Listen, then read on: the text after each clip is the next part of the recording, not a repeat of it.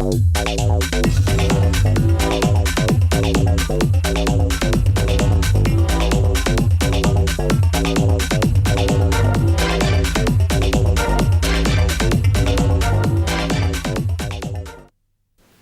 večer, drage gledalke in dragi gledalci. V nocojšnji oddaji Pogled bomo govorili o Hanoverijancih.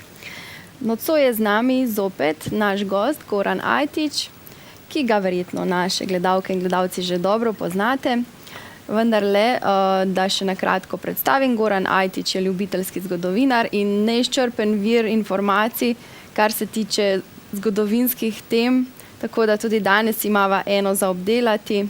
Pozdravljen. Lep pozdrav tudi tebi in vsem, ki spremljajo oddajo. Se pravi, Hanoverijanci, to je nocojšnja tema. Mogoče v začetku, od kje sploh prihaja hiša Hanover? Ja, kot nekako poveže ime, je v bistvu stvar zelo enostavna. Imenovani so pač po severno-nemškemu mestu Hanover, od koder so potem prevzeli rodbinsko ime. In sicer v nemščini pride potem ven von Hanover, torej tisti iz Hanovra, kjer je pač njihova posest. Sama hiša v primerjavi z ostalimi evropskimi, če pogledamo starogrške Dardanidose, starokeltske Macmillete, frankovske Habsburžane ali bavarske Wittelsbache, ki so zelo, zelo stare, prastare dinastije. Sami Hanoverijanci so nekako predvsem mlajšega nastanka, ker se hiša nekako pojavi šele koncem 16. začetku 17. stoletja. In sicer je prvi član hiše von Hanover Georg I von Hanover, ki umre leta 1634. Za časa 30-letne vojne v Nemčiji. In ravno to je sedaj tisto, ko se moramo ogledati pa še malce prejšnje linije, prednike Hanoverijancev. Če gremo na sam začetek, najprej prvo rodbinsko ime je bilo Obertengo. De Obertengo, ker so imeli pač nekako posestva v Italiji, današnja Toskana, prvi mejni grofje Toskane, po letu 800 so pač Obertengi. Stara hiša frankovskega, torej germanskega porekla, ki pa je dobila posestva v Italiji. Tako da je ta vladavina Obertengov najprej vezana predvsem na Italijo. Stranske linije Obertengov so potem različne. Iz njih pride hiša St, ki še vedno nekako vezana na Italijo, vlada nekako v okolici Modene in Ferrare, tudi v renesansi zelo močna hiša, vendar izumre v 19. stoletju, hiša St. Druga stranska linija Obertengov je hiša Welf ali von Welf, ki pa je vezana že na nemška posestva. Recimo v srednjem veku je nekaj znanih bavarskih vojvod in pa vojvodi Braunschweiga, Braunschweig ali Brunswick v angleščini, ki pa se nahaja severno v Nemčiji, že v neposrednji okolici Hanovra. To je zanimivo. Še kasneje, kot skupek Estejcev in Welfov, se pojavi hiša von Welf St, ki prevzame kar dvojni priimek in nekako obstaja do 19. stoletja, ko umre zadnji član hiše von Welf St. Sedaj smo se ogledali precej teh klanov Obertengov, a najbolj znan klan od vseh je vsekakor Hanover. Zakaj bo tako, bodo naši gledalci videli v kratkem. Prvi Georg von Hanover, ki nekako dobi posestva, sicer je on vojvoda Braunschweiga, tako kot prej Welfi, vendar pa, ker predstavi svojo prestolnico v mesto Hanover s časoma, tako nemški kot tudi kasneje angleški zgodovinarji ga začnejo priznavati kot prvega ustanovitelja hiše von Hanover. Vladal je pač v začetku 17. stoletja, kot smo že omenili. On je ustanovitelj te nove hiše. Stranska linija Welf St, znana kot Hanover. Kaj pa Ernst August in njegova dežela Hanover? Ja, recimo sedaj, ko smo si ogledali pač samega Georga. Georg je tisti, ki pač prvi nekako prevzame to pač svoje deželo Hanover. Potem ima seveda še 4 sinove. Od njih je nekako najbolj znan Ernst August, kar bo postalo tudi nekako najbolj znamenito rodbinsko ime Hanoverijancev nasploh. On je tisti, ki pa v Hanovru postane že tako imenovani volilni knez, in sicer je to leta 1692, koncem 17. stoletja, ko Hanover iz Vojvodine postane volilna kneževina. Kaj to pomeni? Da sedaj imajo Hanoverijanci kot volilni knezi pravico, da oddajo svoj glas pač ko volijo nemškega cesarja, kandidata za prestol vse Nemčije. Še vedno so Hanoverijanci torej vazali velike Habsburške hiše, ki sedi nekako na nemškem prestolu. In tudi oni dajo vedno svoj glas za člana Habsburške hiše, ki sede na nemški prestol. Ernst August je eden tistih prvih, pač, ki postane volilni knez. No, kako pa si potem sledijo prestolonasledniki naprej? Ja, sedaj pridemo že do tretje generacije Hanoverijancev, ki pa nekako posežejo že v svetovno zgodovino, ki ni nič več vezano na samo kneževino Hanover v severni Nemčiji.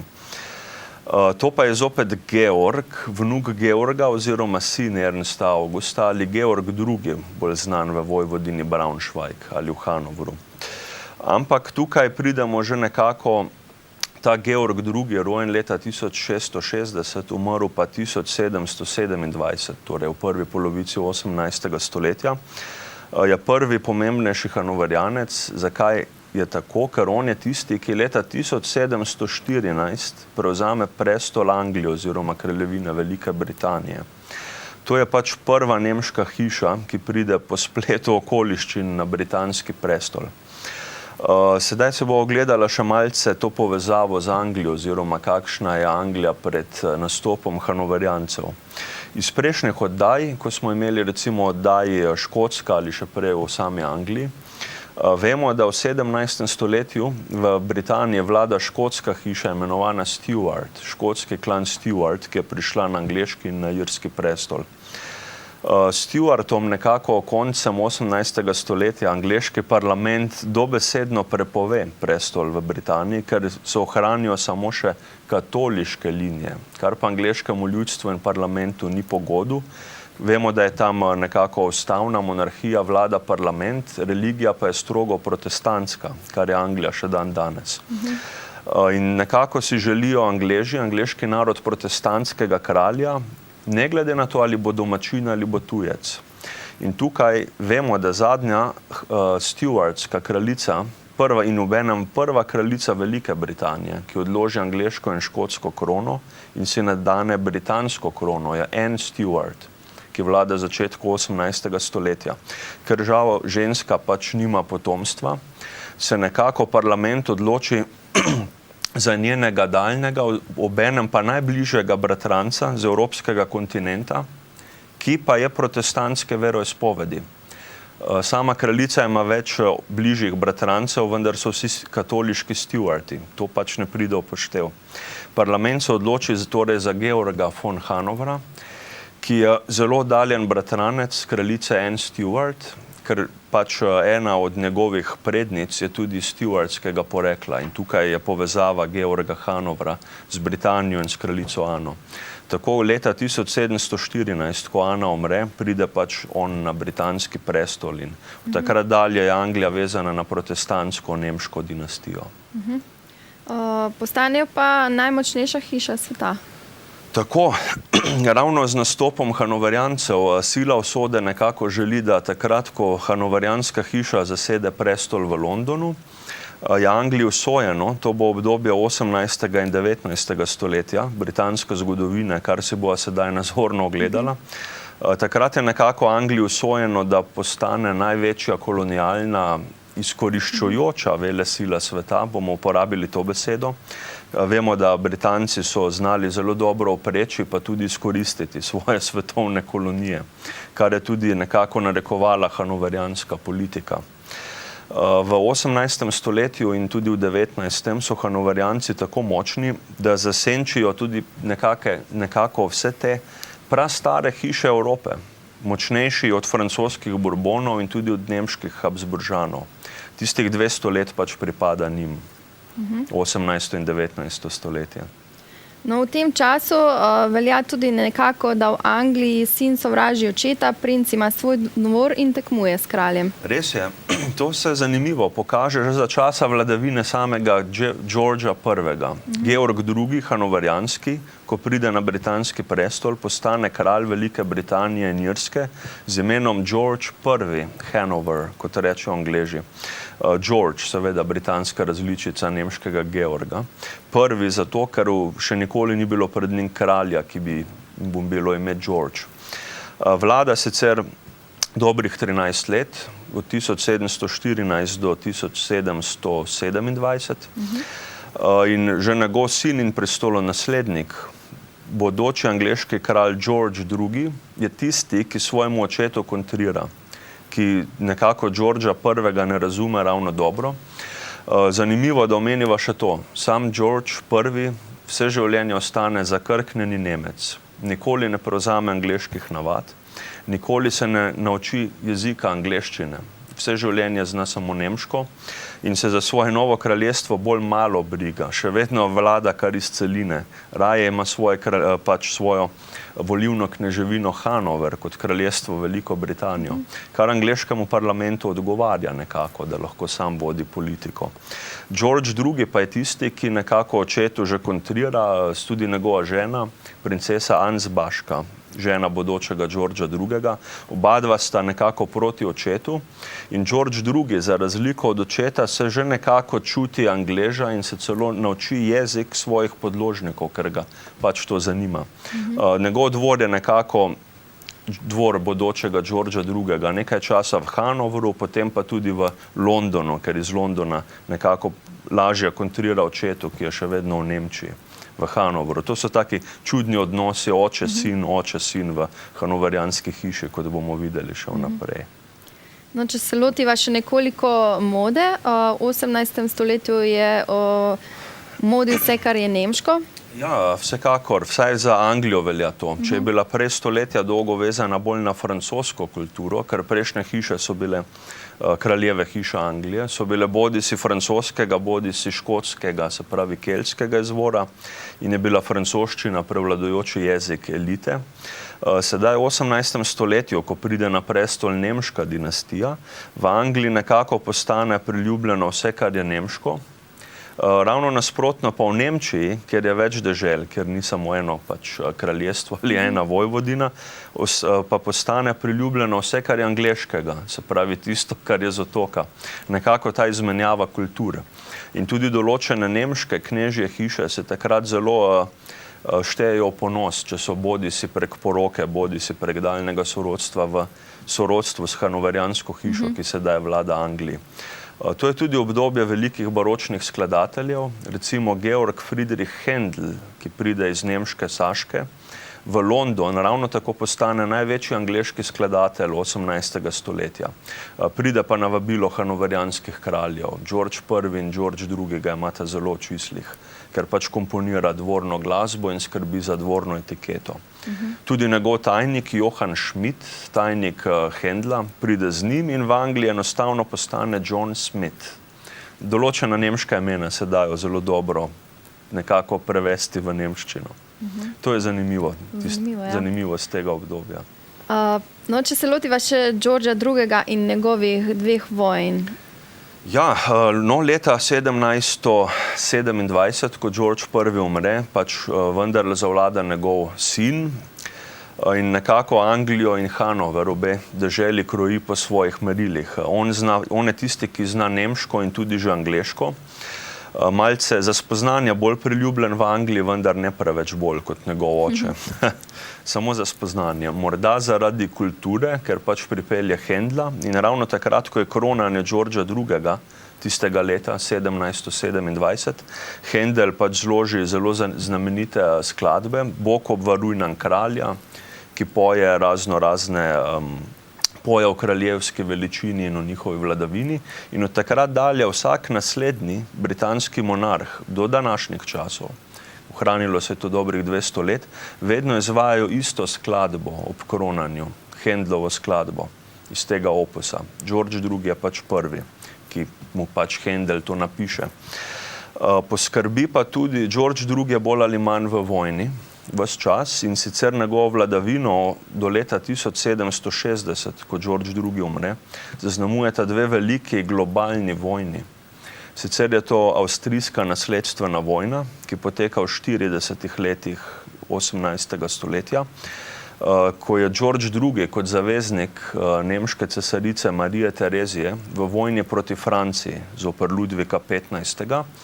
In kot George II. Pride v zgodovino tudi potem, da v bitki pri Dettingen na nemških tleh postane zadnji britanski monarh, ki je popeljal svojo vojsko v zmago nekje v kontinentalni Evropi, ki osebno poveljuje vojski. Seveda po bitki pri Dettingenu zopet Händel v Londonu takoj izloži slavnostno odo pač o zmagi nad Francijo.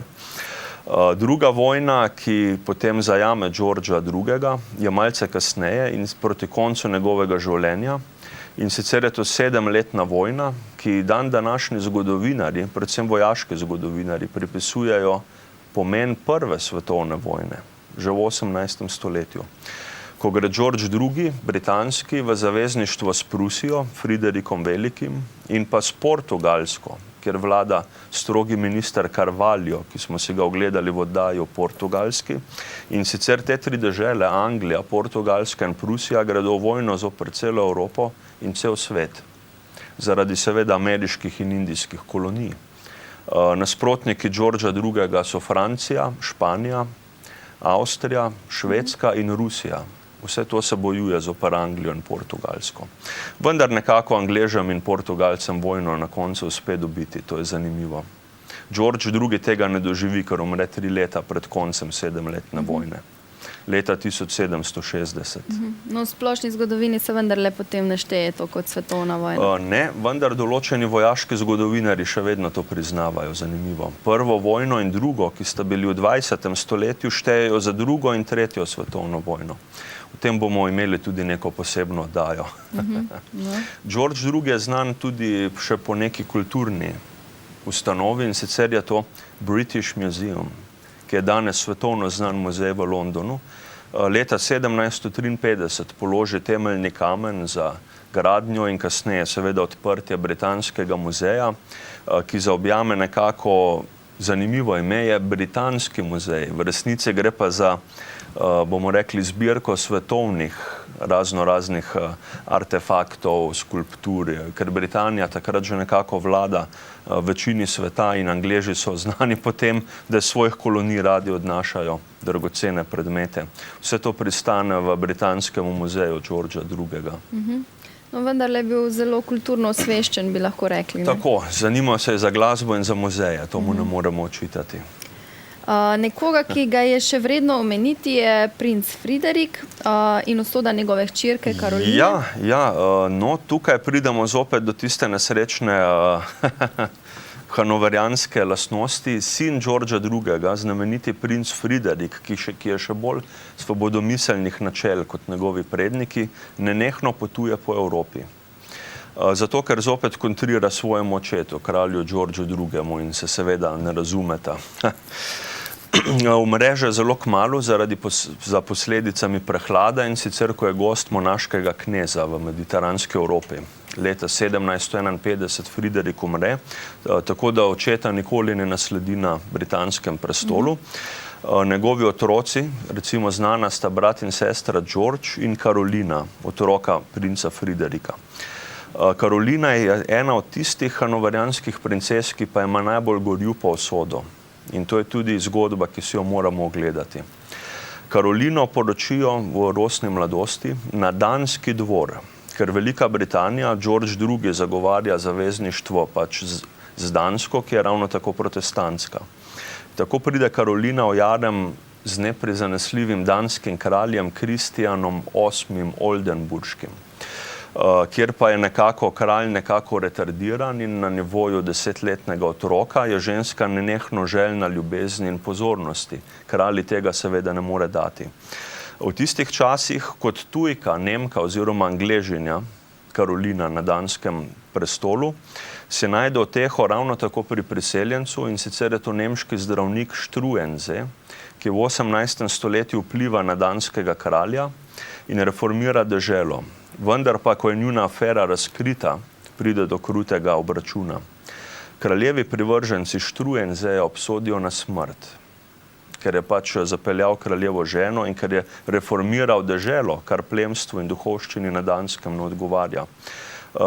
Usmrtijo ga tako, da mu najprej, kar je pač danska navada v srednjem veku in še v 18. stoletju, najprej mu odsekajo roko in šele na to je Struensee obglavljen. To je kruta smrt. Karolina Hanoverijanska kot ožigosana kraljica, ki je varala svojega kralja, pa pristane v samostanu in kralj se nikdar več ne zmeni za njo. To je žalostna kazen Karoline Hanoverijanske. Pred kratkim je bil odličen danski film z naslovom Kraljevska afera, ki govori ravno o tem paru, o Karolini in o Struenseeju. Zelo zanimivo za ogledati. No, naslednik Georgea II. Je bil kralj George III. Tako, ko smo si ogledali že Karolino, pa pridemo še do njenega brata, do hanoverijanskega kralja Velike Britanije, imenovanega George III. To je vnuk Georgea II., torej sin umrlega princa Friderika. Znan po temu, da vlada najdlje do takrat v Britaniji, kot pred njim marsikakšen kralj prej. George III. Pride na prestol leta 1760 po smrti svojega deda, vlada celih 60 let, do leta 1820. Nekako zelo okrogle letnice njegove vladavine. Je pa to resnično najdlje vladajoči kralj in za časa Georgea III., ki je ena najbolj zanimivih osebnosti na britanskem prestolu, se zgodijo zelo zanimive reči, ki si jih moramo ogledati. Kralj je zelo ljubeč oče svoji ženi in tudi svojim otrokom. V zakonu se rodi zelo veliko otrok. Poročen je seveda zopet z nemško princeso, pač Charlotte von Mecklenburg, ki pride takrat v Anglijo.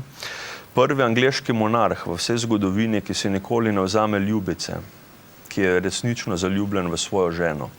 Vendar pa kralj nima takšne sreče v politiki kot prej njegov ded, George II. V zraku je že ameriška revolucija, konec 18. stoletja. Nekako George III. Preže zelo veliko vojsko, da bi kontrirala ameriškim revolucionarjem, ki jih vodi njegov ameriški soimenjak George Washington, ki bo postal prvi predsednik ZDA.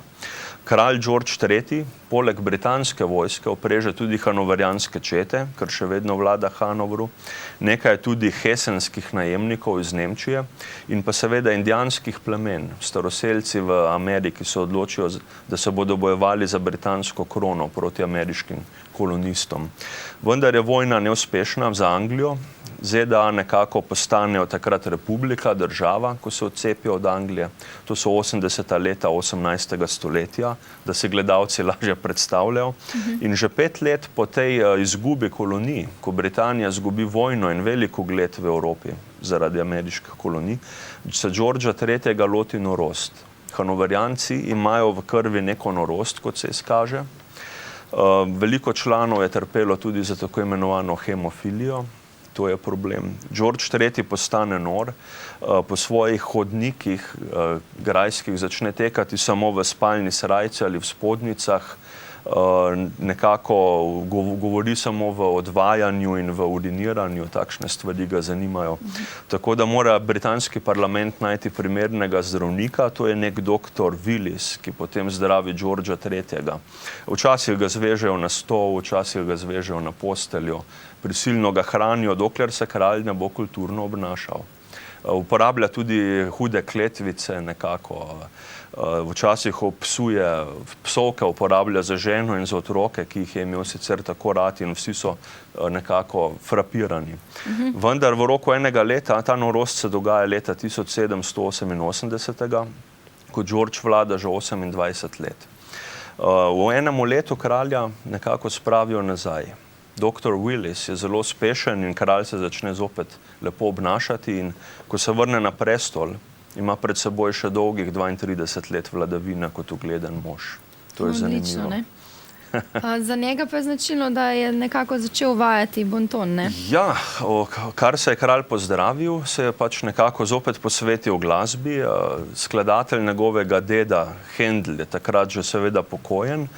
George je pod velikim vplivom, George III., pod vplivom nemških in italijanskih baročnih skladateljev in tudi gledališče v Londonu, ravno za časa Georgea III. Ob koncu 18. stoletja, tako gledališki bonton kot tudi opera kar je v zvezi z glasbo, kar je v zvezi z vsem, kar hodimo gledati tudi dan danes, če gremo v opero ali gledališče, je bonton nekako ozakonjen za časa Londona Georgea III. Do tega časa moramo vedeti, da se obiskovalci, poslušalci so se zelo grdo vedli do nastopajočih v gledališču. To je bilo po vsej Evropi in po vsem svetu enako. Gledalci so v operi ali v gledališču lahko na glas govorili, se drli, preklinjali, sedeli so na odru, motili nastopajoče igralce ali glasbenike. Flirtanje je bilo zelo v modi do konca 18. stoletja, kar na odru. Zanimivo, ne? Tako, George III. Pa nekako zakoni, da je treba uvesti tišino, da je treba gledati igro oziroma gledališko predstavo ali pač opero, karkoli že, da je treba se posvetiti samemu delu. In to je njegova največja zapuščina. Ta bonton je v gledališčih še dan danes. Iz Londona osvoji Evropo in cel svet. Danes si nekako ne moremo več predstavljati, da bi bilo tako. Danes res ne. Takrat je bilo pa to nekaj do Georgea III. Nekaj samoumevnega. Od njega dalje vlada ta bonton. No, sledila sta kralj George IV. In William IV. Ona dva sta slovela bolj kot lahkotna kralja. Tako, zdaj pridemo pač do nasledstva. George III. Vlada zelo dolgo, 60 let, kot smo omenili. Ko leta 1820, se pravi že kar precej globoko v 19. stoletju umre, je preživel marsikakšnega evropskega sodobnika. Preživi francoska kralja Ludvika XV. In Ludvika XVI., ki so ga giljotinirali v Parizu. Preživi vojno vihro Napoleona, preživi francosko revolucijo, preživi Marijo Terezijo, Friderika Velikega. George III. Je bil resnično neka trda skala. In ko umre, je v Angliji tudi že drugačno vzdušje. Industrijska revolucija je na pohodu, zmaga nad Napoleonom slavi veliko velesilo, Veliko Britanijo. In to je super, bomo rekli, območje oziroma super teren, da se uveljavijo sinovi Georgea III. Na prestolu. Najstarejši sin, valižanski princ George IV., ki je za časa vladavine seveda sovraži očeta Georgea III., kot vsak pošten hanoverjanec, in imel svoj dvor in z očetom tekmoval, za časa očetove norosti pa je bil regent Anglije. George III. Na to vlada samo 10 let, ker očeta preživi samo 10 let, do 1830, vendar je zaslužen zopet za nekaj sprememb, ki jih svet pozna dan danes. Je lahkoten kralj, nikoli mu ni do tega, da bi se poročil, čeprav na koncu se, vendar nekako ne zapusti potomstva. Vsega skupaj pravijo zgodovinarji, da je imel George IV. Nad 3000 ljubic v svoji uspešni ljubezenski karieri. Ima posebno navado, da vsaka ženska, s katero je pač spal, vzame škarje in ji odstriže nekaj sramnih dlak. In to nekako shranjuje v kozarce. Podobno počne tudi njegov sodobnik Lord Byron, veliki angleški pesnik, ki princa oziroma kralja osebno pozna. In recimo George IV. Kot ljubitelj fantastičnega in romantičnega se v misli tudi nos lok oblačenja, ker se druži z največjim angleškim kreatorjem tistega časa, z Bojem Brummellom. Bo Brummell je tisti, ki na kraljevo pregovarjanje uvaja novo modo, vse bolj so v modi fraki, cilindri, lasulje do kolenke izginjajo iz mode, k temu je prispevala že francoska revolucija. In takrat nekako pride v modo tudi kravata, podobna današnji, nosi se jo še vedno tako kot dan danes. In ta kravata za časa Georgea IV. Je zamenjala staro ruto iz baročnih časov. Včasih je bilo vse v belem. George IV. Pa nekako zagovarja že to modo, da so tudi siva, črna, pisana oblačila. Nekako kreira modo 19. stoletja, to je njegova zapuščina. Sicer ima rad ženske in šampanjec, to smo si že ogledali. Kravata pa je nekako njegova zapuščina. No, kaj pa William IV.? William IV. Kot njegov brat, še en sin Georgea III., je pa tisti, ki vlada samo 7 let, 1830 pa do 37. Pride pa angleško zgodovino znan potem kot veliki humanist in svobodomiselni kralj. Za časa Williama IV. Velika Britanija dokončno ukine sramotno suženjstvo. Suženjstvo je torej ukinjeno že v 30 letih 19. stoletja, kar pa recimo zahodnim deželam, ki so nastale na novo, ali ZDA, ali Braziliji, še ni nekako Tam to ni udejanjeno. Suženjstvo bo tam padlo šele veliko kasneje. Tukaj je Anglija resnično med prvimi evropskimi silami, ki to pač ukine, zahvaljujoč lahkotnemu Williamu IV. William IV. Je bil znan kot mornarski kralj, ker je preden je postal kralj, delal kariero v britanski mornarici in obplul praktično ves svet. Njegov brat, pokojni kralj George IV., ki smo se ga ogledali, pa je bil znan kot princ regent vse življenje, ker je včasih vladal že v časih norosti, v času norosti Georgea III., ko je bil njegov oče še živ, je včasih George IV. Vladal že v njegovem imenu, od tukaj pač princ regent, tisti, ki vodi Anglijo še preden je postal kralj. To je nekako zapuščina Williama in Georgea IV. William je imel potomce? Nihče od teh dveh kraljev, če smo čisto natančni. William sicer oba dva imata seveda nekaj nezakonskih otrok, kar ne preseneča glede na število ljubic, a seveda nihče nima pravice do prestola. Ohrani se neka linija potomci Williama IV., vendar pa nimajo pravice do prestola, ker pač so nezakonski otroci. Potem je tukaj še tretji brat, moramo se ogledati še enega brata. George III. Je imel resnično zelo veliko otrok in tukaj je še en princ Edward, brat kraljev Georgea IV. In Williama IV. Edward je tisti, ki je nekako najbolj v ozadju. Nikoli ni bil kralj Velike Britanije, niti kralj Hanovra. Bil je zgolj upravnik Gibraltarja, kariero je delal v Južni Španiji, britanska kariera Gibraltar. Vendar Edward pride v zgodovino po nečem drugem. Umre leta 1820, isto kot njegov oče, kralj George III. Je pa edini Hanoverijanec, ki pusti legitimnega potomca za prestol. To je mlada princesa Viktorija, hči princa Edwarda. Ona je tista, ki jo stric, vladajoči kralj William IV. Določi za svojo naslednico, da bo peljala veliki imperij dalje. Tukaj se začne zelo velika zgodba. No, mogoče nekaj o tem obdobju potem. Najbolj znan hanoverijanski monarh pač na angleškem prestolu, usoda pač želi, da je to ženska in ne moški. To je zanimivo. Ko leta 1837 William IV. Umre, pač brez legitimnega potomca, pride na prestol njegova mlada nečakinja, rojena leta 1819, eno leto pred smrtjo svojega očeta Edwarda. Ko ona zavlada kot kraljica, takrat je Velika Britanija že resnično največja sila na svetu.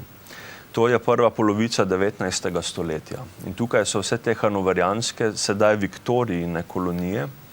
Ameriške posesti so resnično izgubljene, še vedno pa gre pod krono Viktorija recimo Kanada, kanadski dominion, Avstralija, Nova Zelandija, Indijska podcelina postane za časa Viktorije zelo mikavna. Vse to gre pač pod Viktorijo. Recimo Gibraltar v Južni Španiji, kjer je bil njen oče guverner. To ravno tako spada pod Britanijo. Grški otoki, od Krfa naprej proti jugu, vse to gre nekako pod britanski imperij. In vse to prevzame Viktorija.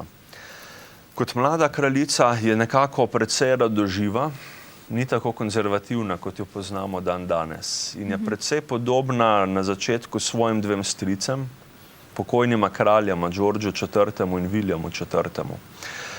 In nekako tudi njena poroka je zelo zanimiva. Vzame pač nekako bratranca v prvem kolenu, bratranec po svoji materi, ki pa ni član hanoverijanske hiše. To je član belgijske kraljeve hiše, ki pa je ravno tako nemškega izvora, in sicer princ Albert. Viktorijina mama je ravno tako Viktorija, ki je bila poročena z Edwardom, pač z njenim očetom.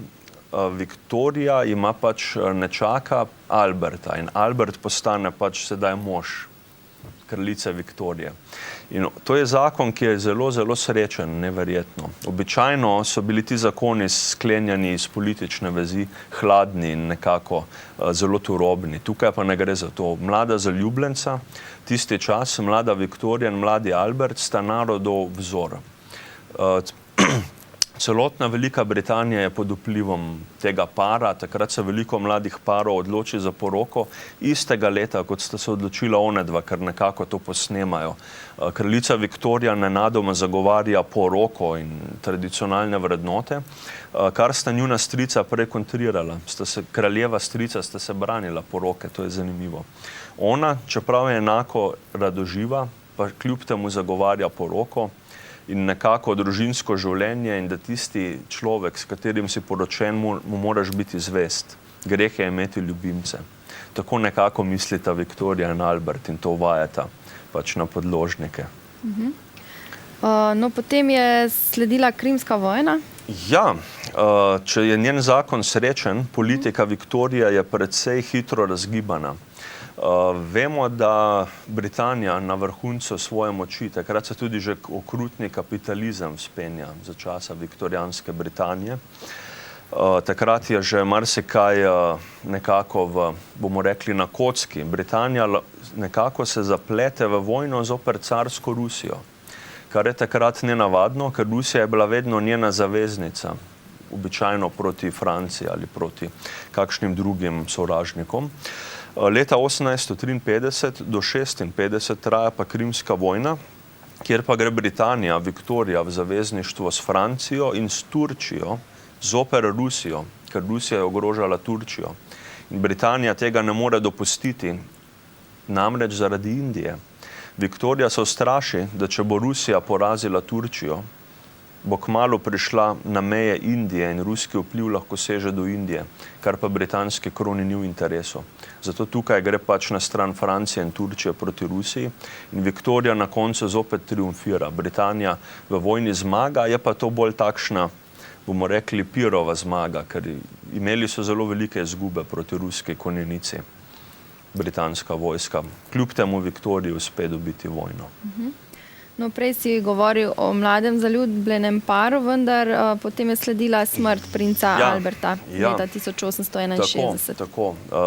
Albert umre relativno zelo mlad, že leta 1861 in Viktorija od takrat dalje si nadene črnino in nenehno žaluje za svojim ljubim soprogom.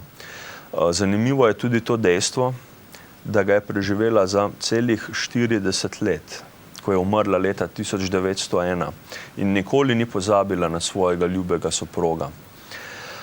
Seveda, včasih se je v javnosti pojavila potem z drugim moškim, vendar zelo redko. Običajno se je od javnega življenja oddistancirala. Nek škotski, pač bomo rekli, upravnik koče, upravnik dvorcev, določeni dvori oziroma gradovi na Škotskem, ki so v osebni lasti kraljice Viktorije, je pa John Brown. In z njim se včasih kraljica pojavi v javnosti. On je tista trda in resna moška roka, ki kraljico podpira v javnosti. On je obenem osebni stražar, vodijo tudi med množico ljudi. Pomaga in svetuje tudi v politiki, tudi v gospodinstvu. To je zanimivo. Škotskega, neki pač škotski, lahko rečemo celo hribovec, po domače, vendar zelo čara kraljico in cel britanski dvor. To smo govorili že v oddaji o Škotski. Viktorijo in Alberta je zelo fascinirala škotska moda, ki sta jo uvajala v London in v celo Evropo. Recimo, podobno je sedaj, ko ima kraljica ob sebi neposredno škotskega pač poznavalca vsega škotskega in to še bolj vpliva na njo in na dvor. To je zelo zanimivo. No, pridemo pa tudi do indijske tematike zelo kmalu. No, kaj pa je bilo v Indiji potem?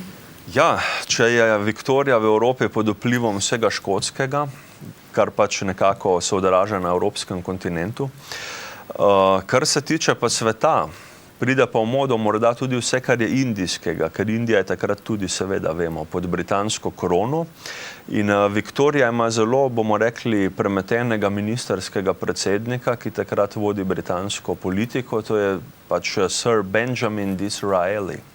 Disraeli je tisti, ki Viktoriji resnično streže s svetom, s celim globusom. Zanimiva je neka britanska karikatura, kjer prikazuje Disraelija v indijski noši, kako pač svoji kraljici prinese torto, celotni globus in jo reže pač na dele. Torto moramo razrezati za goste.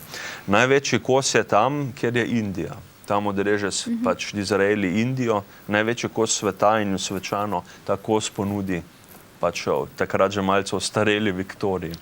In sicer na njegovo prigovarjanje pride leta 1876 v Indiji do kronanje kraljice Viktorije za cesarico Indije. Tukaj vidimo, da je ona resnično najbolj mogočen hanoverijanec vseh časov. Vsega skupaj je na prestolu 6 hanoverijanskih kraljev, od tega so 3 tudi kralji Irske in samo ena je cesarica Indije, to je pa Viktorija. Ona je pač tista, ki takrat, leta 1876, pripravijo nepozabno slavje, tako britanska kot tudi domača indijska aristokracija. Takrat se zbere na milijone in milijone privržencev, povabljencev, njihova služničat. In sicer ocenjujejo, da je kar kakšne 3 milijone ljudi v tej igri. Slavje traja zelo dolgo, zelo dolgo, tedne dolgo. Nekateri pač pravijo, da je vse skupaj to slavje, da so občutili še 3 mesece, ker je rajalo še indijsko podeželje. Pač tisto formalnost je pač opravljena v 3 tednih, pač 1 mesec po kronanju. Tako, to je največji žur vseh časov, bi lahko rekli danes. 3 mesece potem raja še indijsko ljudstvo, pa tudi kakšni britanski uradniki v Indiji. Ampak v vsej zgodovini, v času pred našim štetjem in našega štetja je to največja fešta, zabava, največji žur vseh časov. Ko je pač Viktorija tisti dan, ko je uradno svečano okronana za cesarico Indije, se začne pač to slavje, ki potem traja mesece dolgo. Udeleženih naj bi bilo, kot so že rekla, okoli 3 milijone ljudi. Indija pa potem občuti posledice še leta dolgo po tem slavju, ker je šlo toliko hrane, toliko živil, toliko dragocenosti iz indijske blagajne, iz indijske podceline, da je potem navadno ljudstvo za nekaj časa obsojeno na hudo stradanje in lakoto. Zaradi tega grozno, ne? Da, to je pa tisto, kar nekateri angleški in indijski zgodovinari v zelo slabem očitajo Viktoriji, gledano z današnjega vidika. Pač to so posledice velikega rajanja, nažalost. No, če se nadalje posvetiva še malo kulturi, nekaj sva o kulturi že povedala, vendar nekaj besed o 2 največjih skladateljih Anglije. Tako, viktorijanski London je znan po raznih kulturnikih. Veliko imamo pesnikov, veliko imamo pisateljev, seveda zelo veliko, najbolj se pa seveda zopet povzpnejo skladatelji. Ker sama hanoverijanska hiša, kot smo videli že prej, za časa Georgea II., eden od prednikov Viktorije, je imel dvornega skladatelja Georga Friedricha Händla.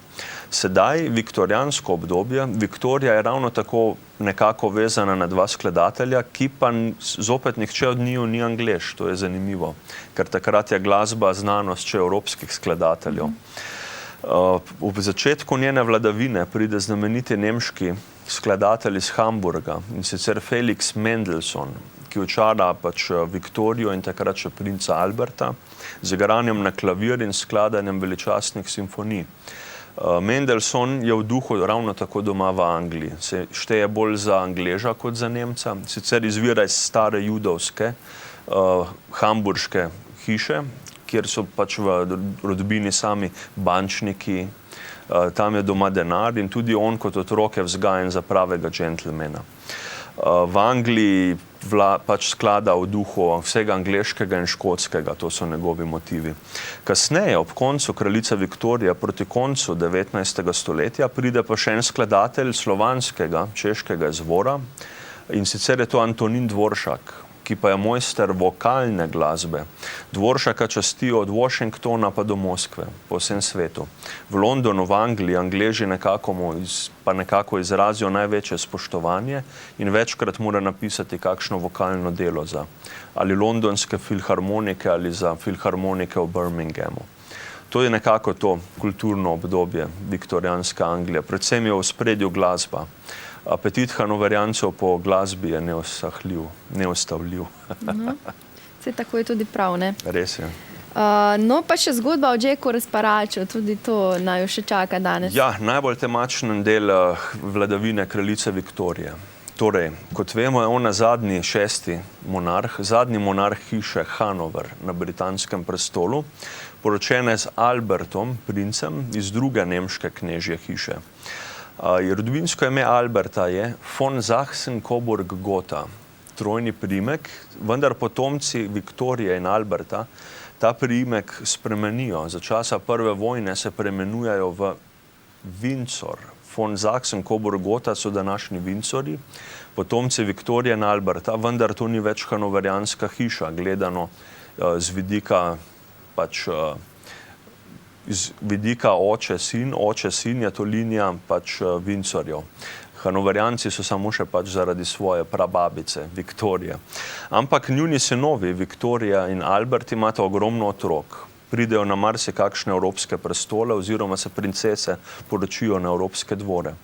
Tukaj pa je zgodba o vnuku kraljice Viktorije, in sicer je to zelo takšen radoživ mladenič. Leta 1888 pride v Londonu do grozljivih umorov, in sicer umrejo zaporedno 4 prostitutke. Sicer v vzhodnem delu Londona, East End, ki je na slabem glasu. Morilec seje smrt med prostitutkami, blazno so nekako zmasakrirane, ko policija odkrije trupla, in še dan danes identiteta Jacka Razparača ni dobro razkrita. Stvar je potihnila, policijski inšpektor Frederick Eberlin, ki takrat raziskuje to zadevo, nikoli ne pride čisto do dna, morda tudi zato, ker je pod vplivom opija, morda zato, ker je pod pritiskom dvora, naj raziskavo bolj ali manj ostavi. Eden od vnukov Viktorije, princ Alfred Edward, naj bi imel razmerje z eno od prostitutk. Tako nekako so zgodovinarji odkrili šele v 60. letih 20. stoletja, kakšno naj bi bilo ozadje. In ta Alfred ima neko hči s prostitutko, in ta hči naj bi bila potem tudi v liniji za britanski prestol, kar pa ne pride v poštev, ker je mama prostitutka. To bi bil škandal tudi za takrat ostarelo Viktorijo, ki je resnično že konzervativna. In tako nekako pravijo govorice, da samega Alfreda so nekako umaknili iz javnosti, ga poslali v Nemčijo, hanoverijanska posestva. Ženska, ki je imela z njim otroke, je izginila v londonskih umobolnicah, kjer naj bi naredili lobotomijo glave. Otrok je izginil v čudnih okoliščinah in stvar naj bi bila zaključena.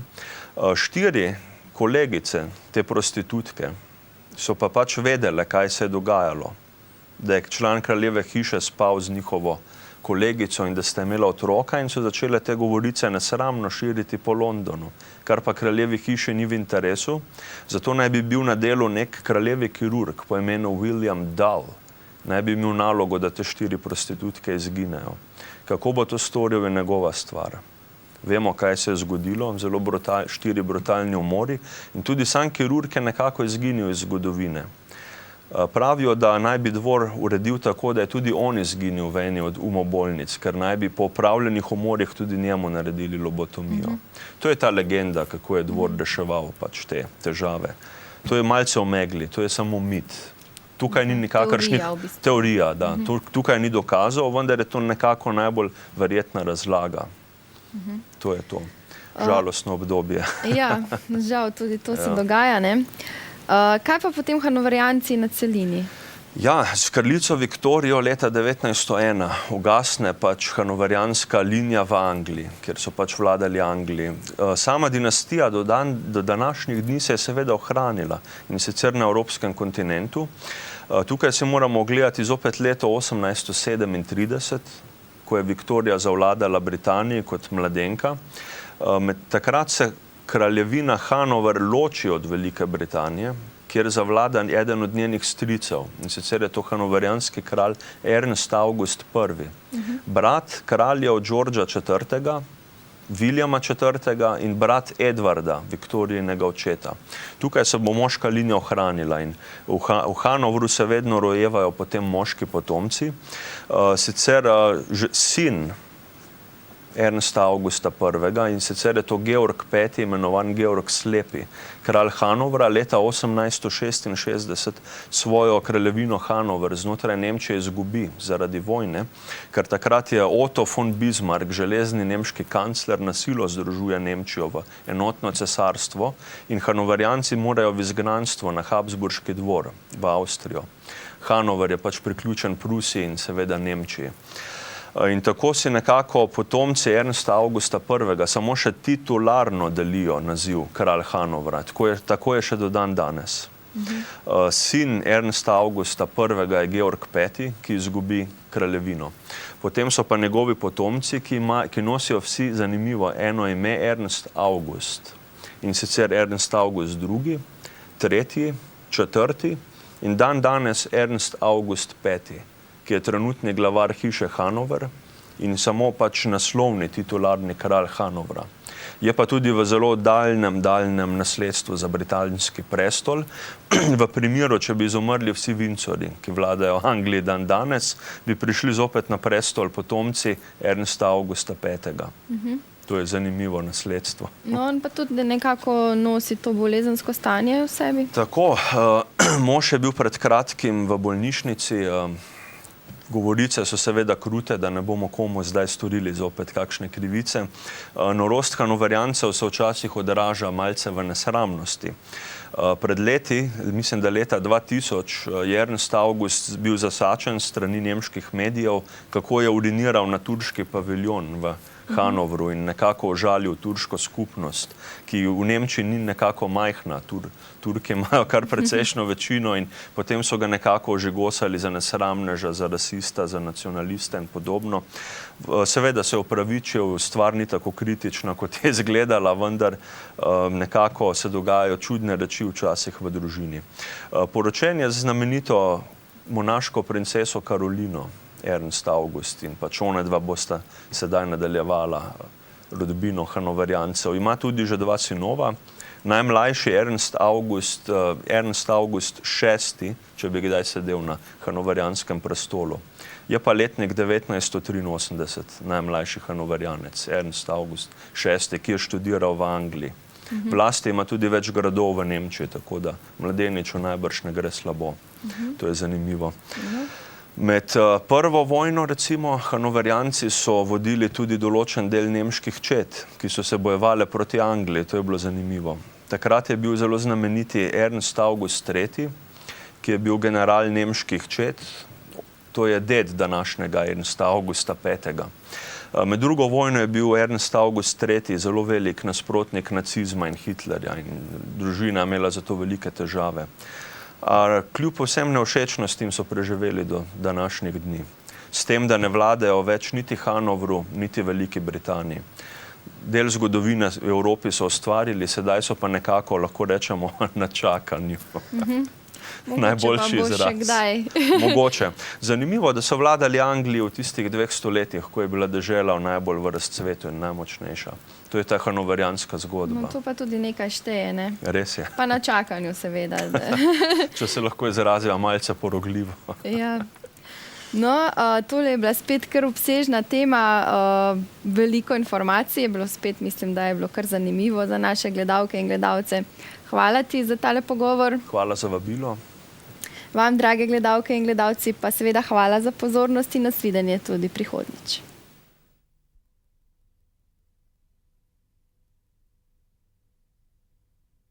V središču Slovenije, nedaleč od priključka na avtocesto Ljubljana-Maribor, v obrtno-industrijski coni Kisovec, stoji trgovsko-poslovni center EVE Elektroprom.